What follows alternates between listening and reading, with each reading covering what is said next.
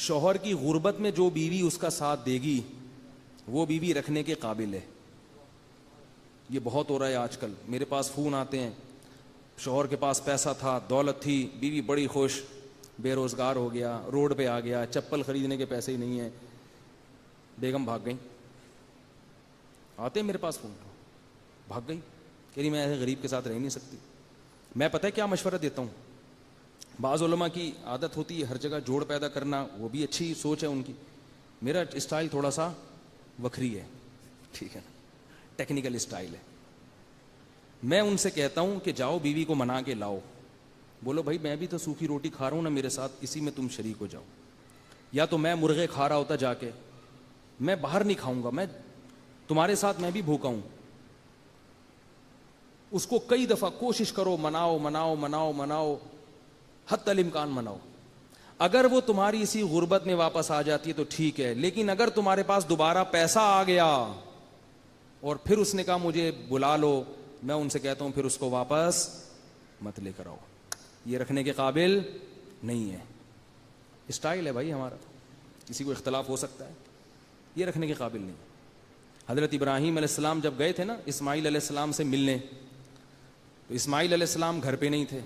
ان کی بیوی سے پوچھا کہ تمہارا شوہر کیسا ہے؟ اس نے کہا کھلاتا نہیں ہے, پلاتا نہیں ہے, غریب ہے, یہ وہ فلانا. وہ بیچارے غریب تھے اسماعیل علیہ السلام, ٹھیک ہے نا, وہ تو جنگل میں شکار کرتے تھے اور تو تھا ہی نہیں کچھ.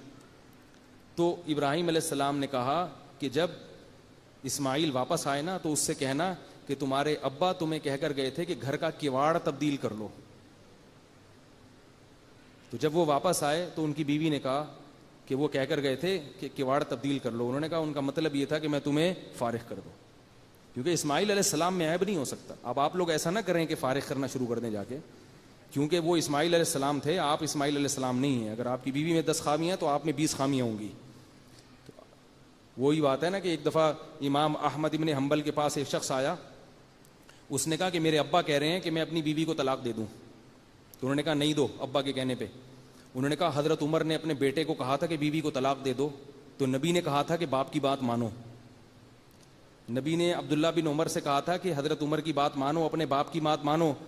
تو پتہ یہ چلا کہ ابا اگر کہیں بہو کو طلاق کا تو باپ کی ماننی چاہیے.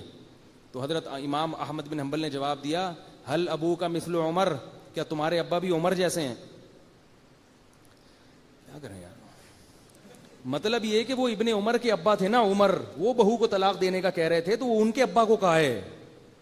عبداللہ بن عمر کے ابا کو نبی نے کہا ہے, تمہارے ابا کے بارے میں نہیں کہا.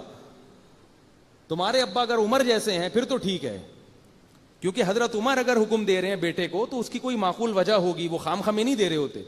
آج کل جو بھی ابا کہہ رہے ہیں بہو کو طلاق دے دو, تو بعض دفعہ معقول وجہ ہوتی ہے, بعض دفعہ کوئی وجہ نہیں ہوتی, بہو کو ویسے ہی اچھی نہیں لگ رہی ہوتی بہو, اور پھر وہ کسی کی بیٹی کا خیال بھی نہیں کر رہے ہوتے کہ اس کی بیچاری کی کیا تباہی ہو جائے گی, اس کی حالت کیا ہو جائے گی. اس لیے طلاق جب بھی دینی ہو تو پہلے کسی سے مشورہ کرو, گھنٹوں گھنٹوں سوچو. نکاح کرتے ہوئے تو 6 مہینے استخارے نکالتے ہیں, طلاق میں کوئی نہیں استخارہ کرتا. اور کسی سے پوچھو, وہ آپ کو گائیڈ کرے گا کہ یہ دینے کی ہے یا نہیں ہے, دینی ہے تو کس طرح دینی ہے.